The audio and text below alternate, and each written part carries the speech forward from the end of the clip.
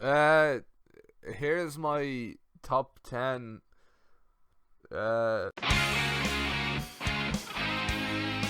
LJ Cleary is fucking class. The World Cup's on, so I'm not really arsed elaborating. I don't have an awful lot of time to make this video, but by 2020, whatever the fuck, everyone's gonna know who LJ Cleary is, and I'm calling it right now. Outside of WWE, all people really talk about is New Japan, but I think that UFC is very much overlooked. It's probably the biggest wrestling company outside WWE when you really think about it. And I know the rule set is slightly different, but there's a load of wrestlers they have that I'd love to see in WWE. The main one probably being Harold Howard.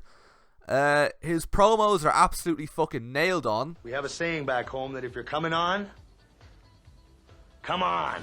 And his wrestling ability is really good as well. So he hasn't been seen in a while. I think it's been only about, I don't know, 20 years or something. But like, it'd be good to see him in the ring in WWE. That's, yeah. A lot of people like to talk about Kenny Omega and Okada, and I understand why. Obviously they're very good, but I feel like in the midst of all that, people forget about the real superstars, the underrated superstars, such as Shlak. You talk about underrated, I mean, this lad is everything, you know, psychology, selling, storytelling. This man has it all, and I think WWE, if they're smart, they'd sign him right now. Of course, this list wouldn't really be valid if I didn't include UBW superstar Living Dead Girl. I mean, people talk about the women's revolution and they say who started it. Some would say it was the Four Horsewomen. Some would go back further, they'd say it's Paige and Emma. Some would even say Gail Kim and Awesome Kong and TNA. But I would argue that it is definitely Living Dead Girl. I would also argue that it's not just the women's revolution, but the men's revolution. I think wrestling in general sort of moved forward after that infamous match between herself and Christy Lynn. So, yeah, if I was WWE, I'd definitely sign her. Number 6 is either of these two dogs. I really like this video. I enjoy any time I see it. I would consider it one of my favourite matches of all time. The dog on the left shows a bit more promise, in my opinion. But really, there's no real wrong answer here. Like, if I was WWE, I'd probably sign them as a tag team. You know, sign them both. Why not? Maybe stick them in a feud if that's what works. But definitely would recommend.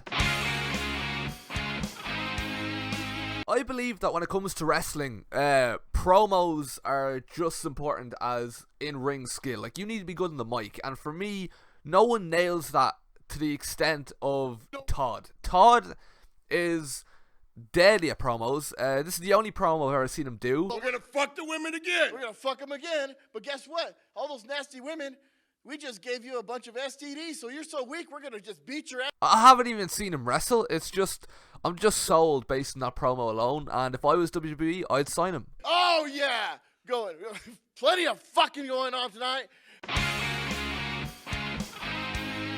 The current trend in independent wrestling is to be smaller and flippier. Charade getting on the top floor in the high rank district. Here he goes, crossing himself. Oh! And there's nothing wrong with that. I love flippy wrestling as much as the next guy, but I do love a good powerhouse, and there is no better powerhouse in independent professional wrestling today than Rohit Lesnar. I would love to see this man in WWE. Watching him wrestle is an absolute joy. He has all the elements of a strong powerhouse nailed down, and WWE should definitely sign him, in my opinion.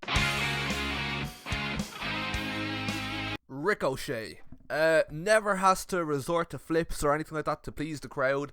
A big name, and if you're wondering when he's going to sign for WWE, you'll hear that first only on Low Blows. So, yeah, you know, new episode every Wednesday. Just mentioning that there. There are very few wrestlers outside WWE that can say they've done it all, but one of those wrestlers is Eliza Raven. This is someone who has done everything, wrestled for the prestigious CHW, and even at one point teamed with the legendary Rob Banks.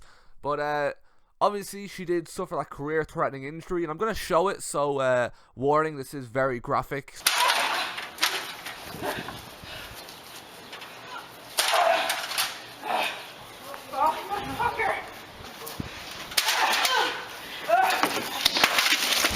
bodies have been bruised.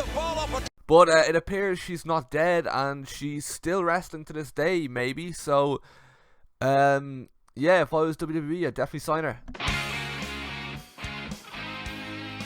Super Humming is my undisputed #1 in this video. I think WWE should be doing everything they can to sign him.